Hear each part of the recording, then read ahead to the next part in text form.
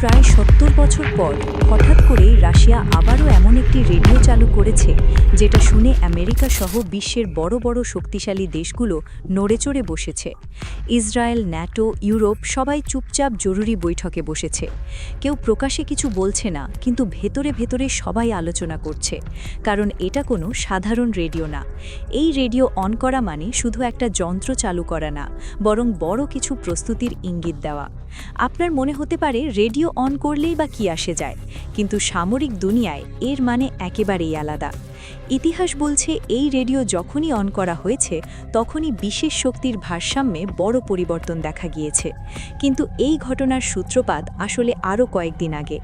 কিছুদিন আগে হঠাৎ করেই আমেরিকার আকাশে দেখা যায় তাদের এক রহস্যময় বিমান। এই বিমানটাকে সবাই ডুমসডে প্লেন নামে চেনে। সাধারণ মানুষের চোখে এটা শুধু একটা বিশাল সামরিক বিমান, কিন্তু বাস্তবে এটা হলো বিশ্বের সবচেয়ে বড় উড়ন্ত কমান্ড সেন্টার, যে বিমান কেবলমাত্র আমেরিকার প্রেসিডেন্টের কথায় বের করা হয়।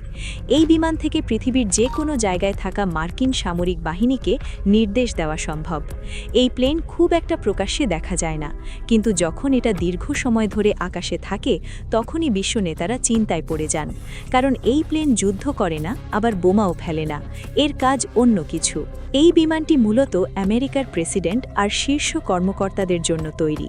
যদি কোনোদিন জরুরি পরিস্থিতি তৈরি হয় তাহলে সর্বোচ্চ কঠোর ঘোষণা দিতে দিতে এই বিমানে করে নিরাপদ গোপন বাংকারে তারা পৌঁছে যাবেন।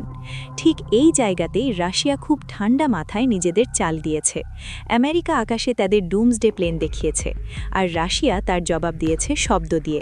সেই শব্দ হলো ডুমসডে রেডিও। রাশিয়ার এই ডুমসডে রেডিও নতুন কিছু নয়, এটা সোভিয়েত আমলে তৈরি করা হয়েছিল। এই রেডিওতে কোনো গান বাজে না, কোনো খবরও আসে না, শুধু একটা একঘেয়ে বাজ বাজ শব্দ চলতে থাকে।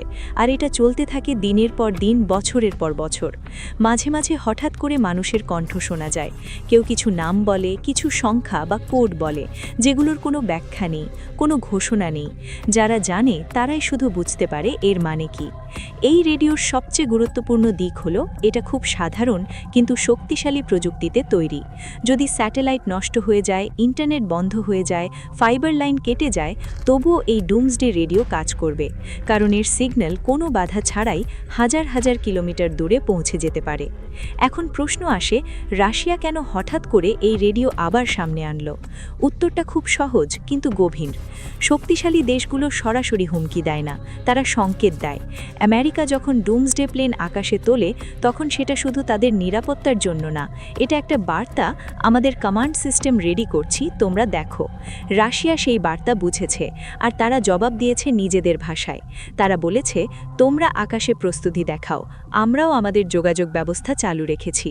এই রেডিও অন করা মানে এই নয় যে কোনো বড় সিদ্ধান্ত হয়ে গেছে। এর মানে হলো লাইন খোলা আছে। রাশিয়ার সব সামরিক ইউনিট জানে কিভাবে এই কোড শুনতে হবে, কখন কখন কি বুঝতে হবে, আর দরকার হলে কি করতে হবে। এ কারণেই বিশ্বের বড় বড় দেশগুলো সতর্ক হয়ে গেছে। একের পর এক বৈঠক হচ্ছে। কেউ প্রকাশ্যে কিছু বলছে না, কিন্তু সবাই বুঝছে পরিস্থিতি নজরে রাখার মতো। ডুমসডে রেডিও আসলে যুদ্ধ শুরু করার যন্ত্র না, এটা এক ধরনের বার্তা। যুদ্ধের পরিস্থিতি হলেও রাশিয়ার সিস্টেম এখনও সক্রিয় আছে, তারা এখনও প্রস্তুত। আর রাশিয়া সবসময় এমনি, তারা চিৎকার করে কথা বলে না, তারা সংকেত দেয়, শব্দে কথা বলে। এ কারণেই যখন রাশিয়ার ডুমসডে রেডিও আবার শোনা যায় তখন পুরো বিশ্ব চুপচাপ হয়ে যায় আর সতর্ক হয়ে যায়।